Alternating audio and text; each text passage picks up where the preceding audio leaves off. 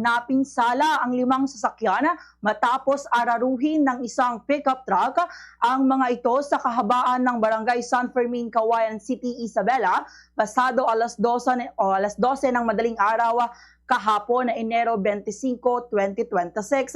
Batay sa ulat ng PNP Cauayan City, kabilang sa mga nasangkot sa insidente ang 2 light truck na kapwa may tig 2 sakay, kabilang ang kanilang mga driver, isang delivery truck at 2 kolong-kolong na pagmamayari ng isang pribadong establishmento.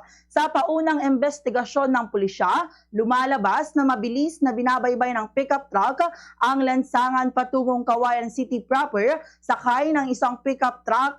Pagdating sa lugar ng insidente, nasalpok nito ang isang light truck na nakaparada sa gilid ng kalsada at sunod-sunod na tinamaan ang 4 pang sasakyan na nakaparada din sa nasabing lugar. Ayon sa driver, hindi umano ito napansin ang unang sasakyang nakaparada dahilan upang mangyari ang banggaan. Isinugod naman sa pagamutan ng mga sugatang sakay ng isa sa mga light truck upang mabigyan ng agarang lunas. Samantala, hindi na magsasampa ng reklamo ang may-ari ng mga nadamay na sasakyan matapos akuin ng sospek ang lahat ng gastusin sa pagpapaayos ng mga napinsalang sasakyan.